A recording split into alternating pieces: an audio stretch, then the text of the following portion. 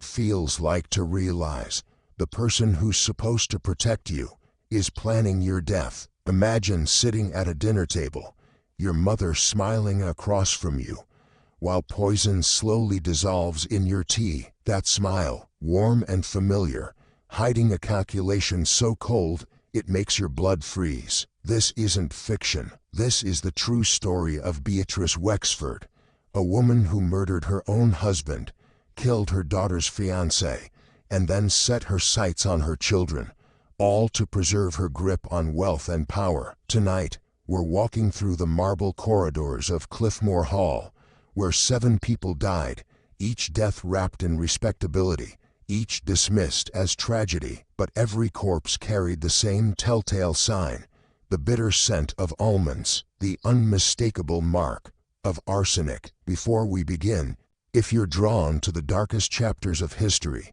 to secrets buried beneath silk and silver, make sure you subscribe. These stories only survive because people like you refuse to let them be forgotten. Now, let's descend into the nightmare that was Cliffmore Hall. The year is 1862. Grey Haven's cobblestone streets bustle with carriages and merchants, while whispers of war drift through the Atlantic air. On the cliffs overlooking the sea stands a 40-room mansion of imported marble and crystal chandeliers. This is Cliffmore Hall, home to the Wexford family, whose textile mills and shipping lines have built a dynasty that commands both admiration and envy. But the head of this household is no longer a man. Beatrice Wexford, widowed 3 years earlier, has seized control with a steady hand and a calculating mind. Society praises her composure. They envy her poise, but those who meet her pale gray eyes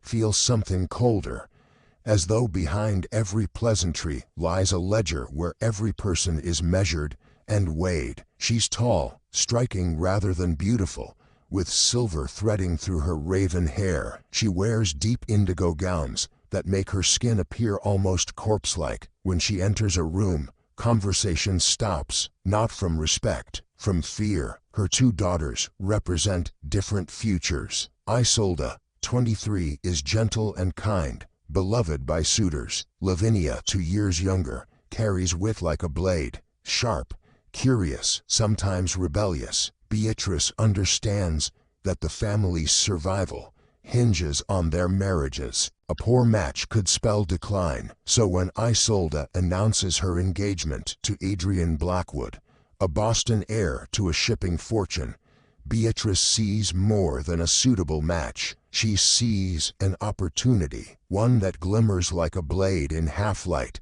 promising salvation for her dwindling wealth, and perhaps something darker. Adrian Blackwood arrives at Cliffmore with all the charm of youth, Harvard-educated, well-spoken, genuinely devoted to Isolde. His letters overflow with poetry. She seems content. Their union promises to merge fortunes and restore security to the Wexford name. At least, that's what Grey Haven believes. But within Cliffmore's walls, something begins to shift, something unnatural. Beatrice ensures Adrian's glass of brandy is poured by her own hand each evening. The amber liquid, laced with a powder so fine it dissolves without trace. Not enough to alarm, just enough to dull resistance, to loosen the edges of judgment. Their conversations stretch longer into the night. She listens with the patience of a confessor, guiding him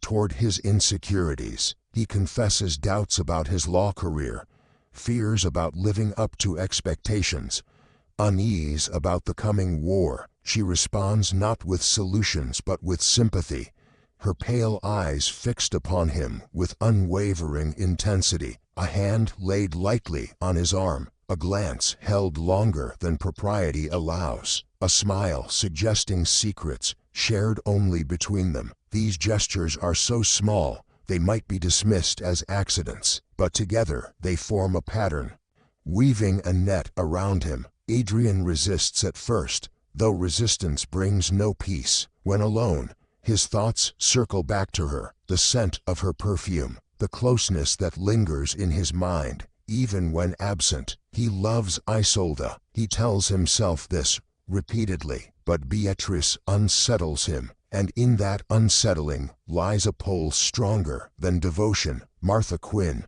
the lady's maid, who has served the family for 15 years, notices the tremor in Adrian's hands after his nightly brandy, the heaviness in his step when leaving Beatrice's study. Late at night, the strange satisfaction on her mistress's face afterward. She says nothing aloud. In Cliffmore, silence is survival, but her unease grows into quiet dread. Lavinia watches, too. She catches fragments, a whisper silenced when she enters the library, a glance exchanged across the dinner table, a hand resting on a sleeve longer than courtesy demands. She says nothing to Isolde, unwilling to wound her sister, but suspicion hardens in her heart. One evening, she pauses at the library door and sees her mother leaning close to Adrian, their faces too near for innocence. When Lavinia enters, their silence speaks volumes. Then comes the visitor, whose words will begin unmasking truths long concealed. Dr. Samuel Thrace has been the Wexford family physician for decades. He delivered both daughters, tended their childhood fevers, and was present during Edmund Wexford's final illness. When he arrives at Cliffmore that April afternoon, his expression bears the weight of hesitation. Beatrice receives him in her study with controlled grace, offering tea from imported porcelain. He accepts but doesn't drink. His hands tremble as he sets the cup down. "There are matters I had hoped never to raise," he begins quietly, "but circumstances compel me. Rumors circulate among the medical community. It concerns Edmund's death. At the time, I attributed his convulsions, his darkened fingernails, the agony of his final days, to internal injuries from the fall. But colleagues have suggested another possibility: arsenic poisoning." For a fraction of a moment, the mask slips. Beatrice's hand quivers,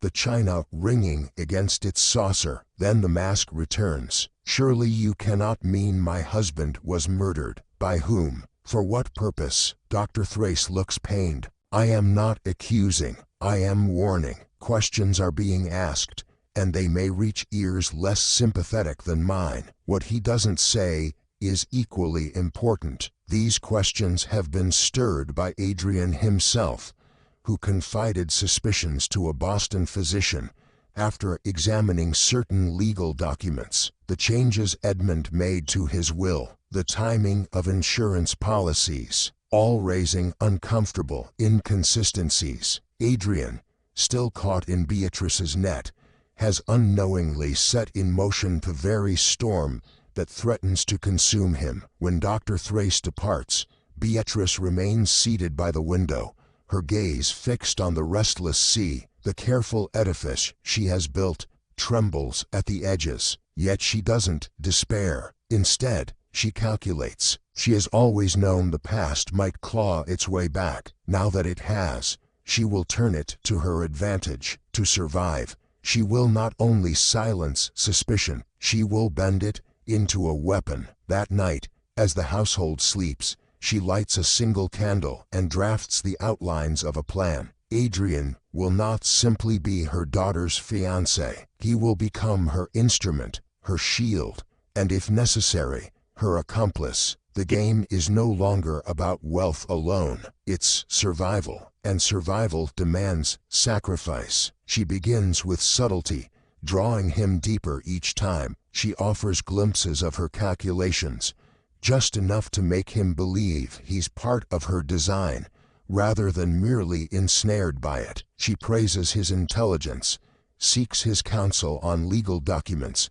feeds his sense of importance. One evening, when rain lashes against the windows and the lamps flicker in the draft, she draws him into the library under the pretense of reviewing estate documents. The brandy is poured, the draft works its dark magic, and then she begins her confession. "You see me as strong, Adrian," she murmurs, her voice low, But strength is only the mask of necessity. Do you know what it is to fear losing everything? Your children, your place, your very survival. She lets the silence linger. Then, with calculated tremor, she tells him fragments of the past. Edmund had not died in an accident. She admits he had been cruel, reckless, ready to cast her aside. She had acted, she says, not from malice, but from desperation, to protect her daughters from ruin. Adrian sits frozen. The words should horrify him. Instead,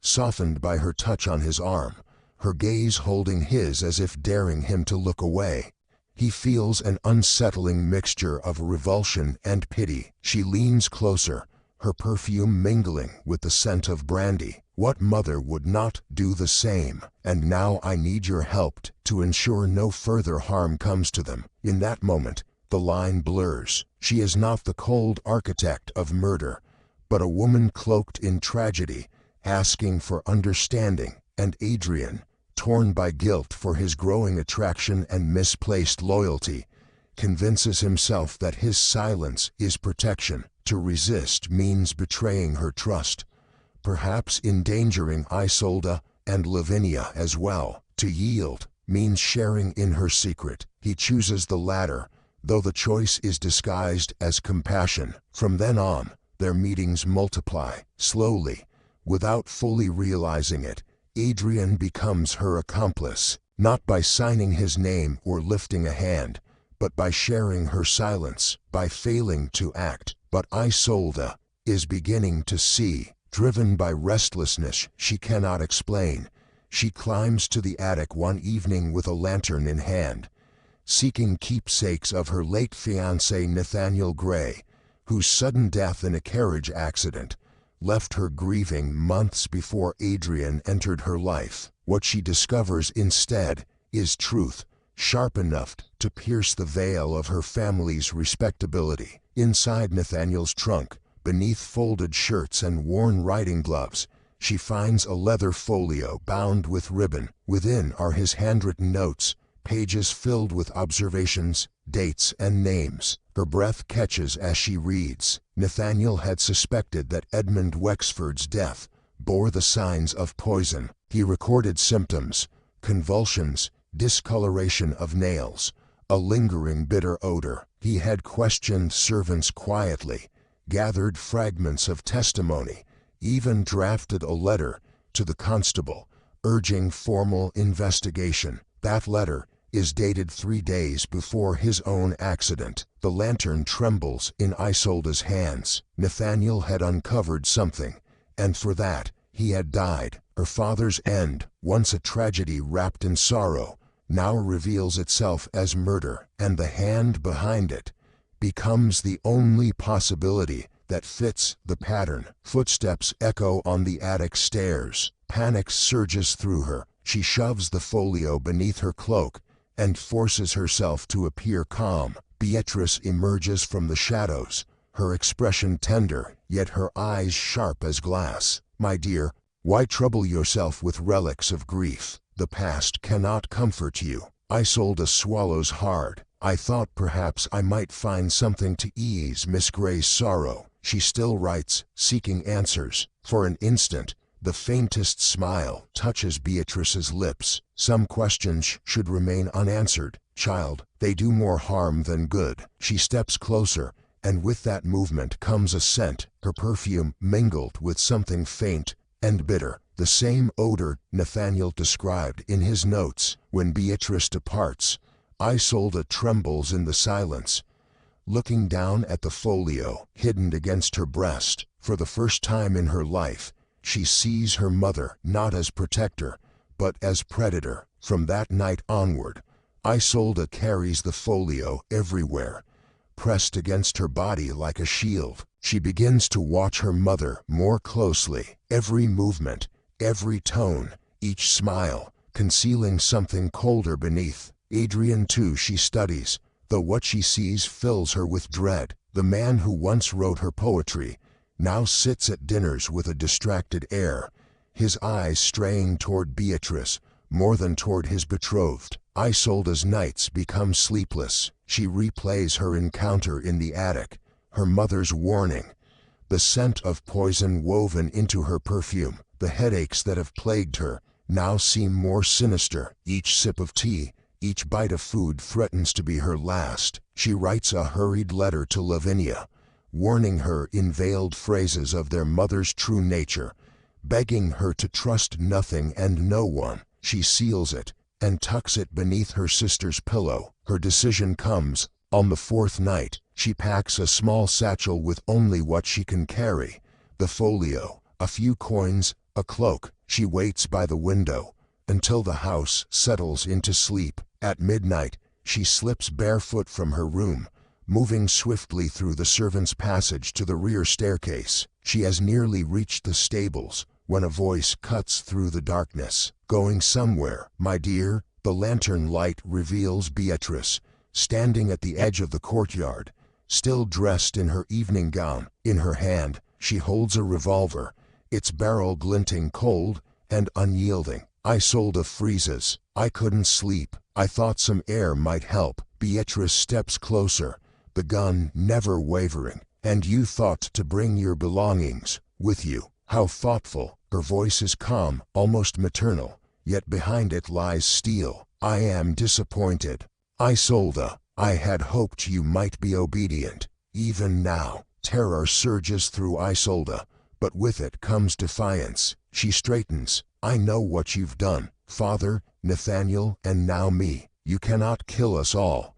and expect no one to see the truth." Beatrice's lips curve into the faintest smile. "Can't I? Watch me." She raises the gun, her finger tightening on the trigger. The silence shatters. The shot rings out, a thunderclap tearing across the courtyard. Isolda flinches, expecting pain, expecting darkness, but the bullet never strikes. Beatrice staggers instead, her aim broken by a sudden blow from behind. Lavinia stands in the moonlight, breathless, her hands clenched around the iron poker she seized from the hearth. Blood runs down their mother's temple, yet her eyes still blaze with fury. "Run!" Lavinia cries, pulling Isolda by the arm. They flee across the gravel toward the stables, their skirts tangling, the satchel of evidence thudding against Isolda's chest. Behind them comes Beatrice's scream, a cry of rage so sharp it seems less human than beast. The sisters throw open the stable doors,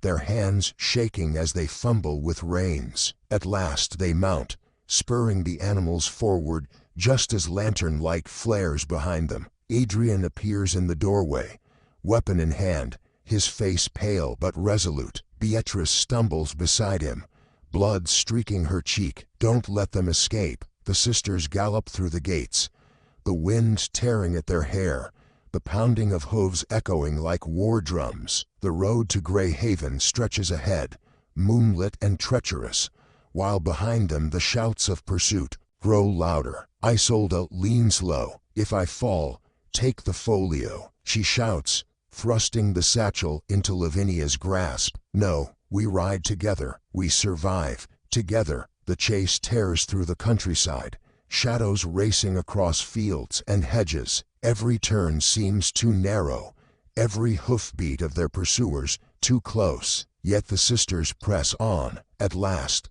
the lamps of Grey Haven flicker in the distance. They urge their mounts harder, voices raw with cries for help. Behind them, Adrian's horse gains ground, Beatrice's shrill commands cutting through the night. But salvation waits ahead. The cobbled streets of the town center where the night constable stirs at their cries.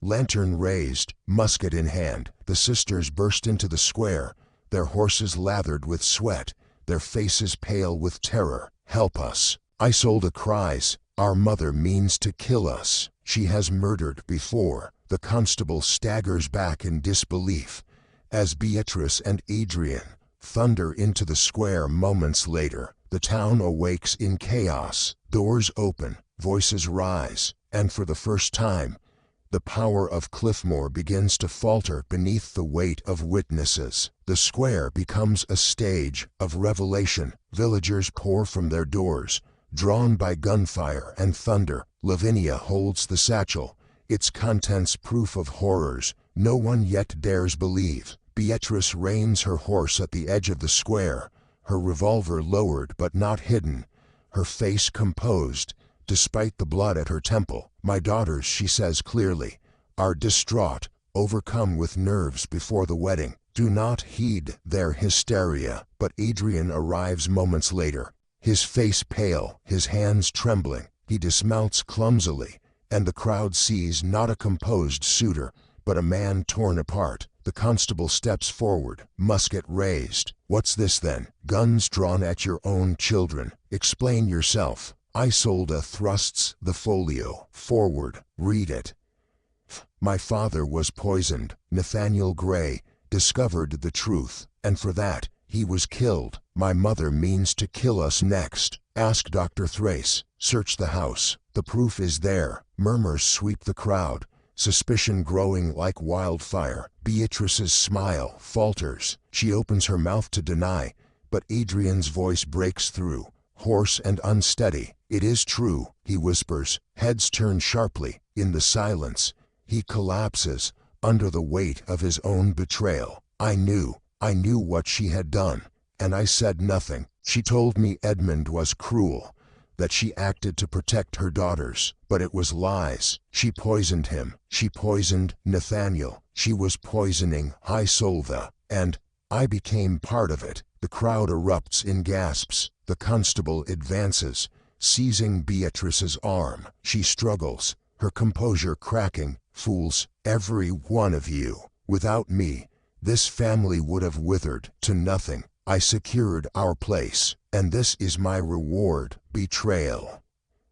She is dragged toward the jail as townsfolk look on, some with pity, more with horror. Adrian falls to his knees, confessing in fragments. By dawn, Cliffmore is no longer a fortress of respectability. It is a name blackened by scandal, its mistress disgraced, its grandeur revealed as the mask of a house built on death. The trial of Beatrice Wexford becomes the spectacle of Grey Haven. In the grand courtroom, her crimes are laid bare. Witnesses recount her composure at Edmund's death, the faint scent of bitter almonds, the suspicious accidents. Dr. Thrace testifies with solemn weight, confirming arsenic poisoning. The folio is read aloud, Nathaniel's handwriting echoing like prophecy fulfilled. Adrian's testimony seals her fate. In trembling words, he confesses to his seduction, his silence, his complicity. He weeps as he begs Isolde's forgiveness,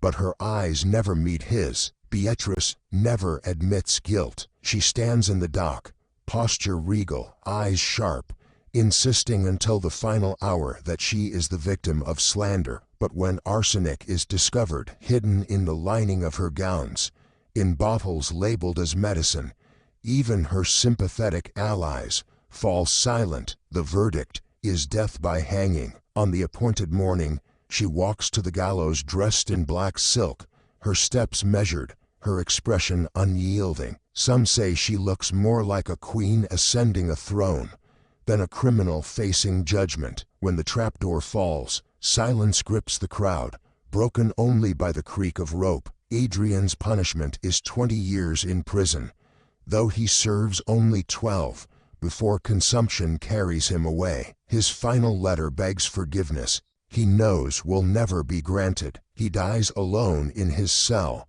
a shadow of the man who once promised eternal devotion. Cliffmore Hall stands empty for decades, windows shattered, gardens overrun, its grandeur decayed into ruin. Eventually, the estate is sold and demolished, as though tearing down the walls might erase the memory of what they contained. Yet in Grey Haven, whispers persist. Even generations later, no one speaks the name Wexford without unease. Isolde never marries. She carries the scars of betrayal quietly, devoting her life to aiding women trapped in homes that conceal danger behind wealth and respectability. Lavinia weds a physician and moves far from Grey Haven, raising children who never hear the full truth of what their grandmother had been. The sisters speak rarely of Cliffmore, as though silence is the only way to contain its shadow, and so the tale of Beatrice Wexford slips into legend, a reminder that evil often hides in the guise of protection, that love